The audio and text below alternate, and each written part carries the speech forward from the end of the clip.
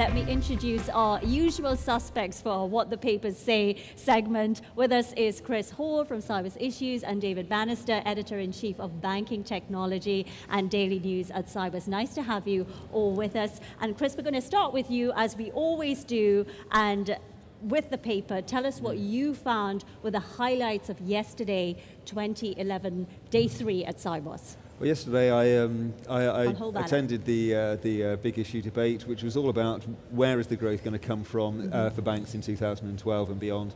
Lots of ideas from all the banks, as you might imagine. No one's going to say, oh, well, you know, we see no growth.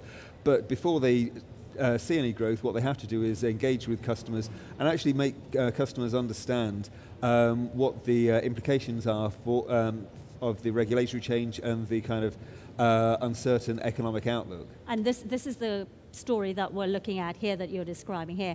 It's good to talk and even better to listen. Yeah. And there was a number of the panelists just making the point that they really that there is an opportunity to talk to customers, explain to them what's going on in terms of regulatory change, how that affects them, why it benefits them and protects them, but also how it affects the way in which the costs of delivering service to them, and the fact that that may change. And we have a clip. Actually, to the point about the cost, it's going to be passed on to the customer in the end. You know, our shareholders will suffer it, or the customers. Something's got to give. Just because I've served clients like this for 15 years, have I ever really stepped back in the last 2 years and asked the client, is that the operable way for me to service you going forward? And, you know, surprising enough, clients actually have some great views on how you can change those service models. And if you listen to them and then you reposition how you going forward, you could actually take expense out and provide it back. Just over the page, there was another interesting story that you wanted to highlight. I'm just going to hold it up so we can show everybody. T2S delay, a huge disappointment. I mean, of course, David mentioned this yesterday, the fact that the ECB confirms that they're looking to delay the introduction of T2S. And I think that is one of the kind of big news stories to come out of this Sibos. And Tim Kearney of BNY Mellon put that in perspective in terms of what that could mean for people hoping that the cost of equity trading in Europe would decline. And the news is that it's going to take a lot longer for people to see those reductions in share trading costs. And so I must admit a huge sense of disappointment in the news yesterday that T2S is delayed. But to me, it helps drop the cost of owning equities. That benefits everyone, but it's going to take more than T2S. But T2S was the first step in further harmonization that will really dramatically restructure the cost base and really make Europe look much more homogeneous. And I'm sorry and personally very disappointed with the news. Okay, some comments yesterday from the panel on T2S. Well, Chris, we're going to get back to you because there's some more interesting stories in Sibos Issues. I want to get to David, first of all, and your publication, Daily News at Sibos. What is the story on the front page? Let's just show everybody standards tool speeds development. Just tell everybody a little bit about that. Yeah, and this actually shows a lot of the spectrum that goes on between the huge macro things that Chris has been writing about and then the getting on with running the background plumbing that a lot of people here do. This is a bit of a preview that people gave yesterday. In fact, Citi and BNY Mellon and Clearstream, who've been piloting a small, I say small, it's a very important product, called My Standards, which is going to be available next year. And it's a kind of web-based management wiki that allows firms to manage the way they use the standards that come out of SWIFT and also their business practices and capture those and share them, and not only among themselves but with customers. And it's a really good example of how the collaboration is working between financial institutions, and that is going to allow them to compete more effectively as well. So that was quite interesting. And every day I ask you, what's been surprising to you, what's been interesting, and looking ahead. So let's start with what has surprised David Bannister.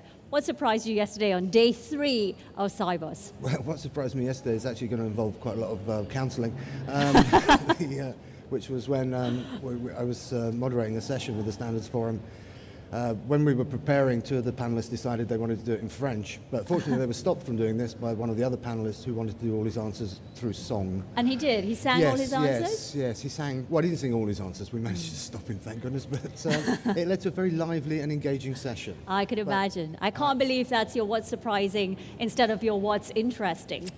Well, I'm sort of mentally trying to erase the episode, practically, but yeah, no, what was less surprising, actually, was the ongoing aubergine story. The ongoing aubergine saga. For anybody who missed it before, this is a lady in the Standards Forum who has been trying to explain how they achieve financial messaging standards across the industry with the use of an aubergine. Well, the story just gets bigger, basically.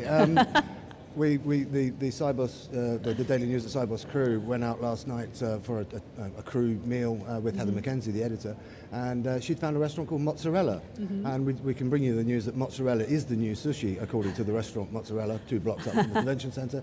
And I had to have the aubergine, the Parmigiana di Melezione. Of course you did. It was very delicious, and it's very unlike sushi, I have to say that. Though. And listen, we cover all the breaking news, cutting edge we are of business news at Sibos 2011, and looking ahead to Sibos 2012. We're making a bit of a break. Obviously, people are looking forward to Osaka, or Osaka, as a lot of people I've noticed are calling it. And we've published it. The pictures at the back of the Daily News are always a highlight. Some people don't like to be in them. Yes, one way of avoiding being in them is... This one is quite interesting on the first page of your pictures. I'm going to read the caption. After 3 days of searching, Anne finally tracks down Monday's pants. Yes, they're on the gentleman's head. I don't even want to ask. I think we better leave it there. The names have been changed, but if you want to avoid being in that position, you should look out for... Get a copy of this and look out for this man. He is the Sibos Daily News photographer, Tom Gronfeldt, who's just over there taking your picture right now. Oh, gosh. Let's... So we'll have a caption for you by the time we get to Osaka. I was just going to say, thank God I know where my Monday's pants are. I think I did. Let's come back to you, Chris, and just make it a little bit more serious now with some of the other stories that you've been watching in Sibos Issues. And you wanted to raise another story that was on the front page, yeah? Sure. A slightly surprising story, possibly, in the circumstances, is that Rick Warr, the CEO of Scotiabank, in an In Conversation piece yesterday, he kind of expressed confidence that the banking system and the banks are in a much stronger position than they were in 2008 from the perspective of liquidity management, from funding sources, generally kind of suggesting that that the shock absorbers for the next time there is a financial crisis are very much in place. It's great to hear such optimism from someone who knows and who's gone through several crises and understands the final infrastructure, but there's still that question that he raised of whether the policies are being made at the kind of highest political level, whether those will actually avert a crisis. But there's also still the question of trust between banks. Trust, the absence of trust was what gummed up the funding for banks in the aftermath of Lehman's. If that trust isn't there, then you kind of think that all the liquidity management in the world isn't going to help us. And just very briefly, we've got about 20 seconds left, so I want to draw everyone's attention to the last story that you wanted to tell us about, buy-side disillusioned by OTC reforms.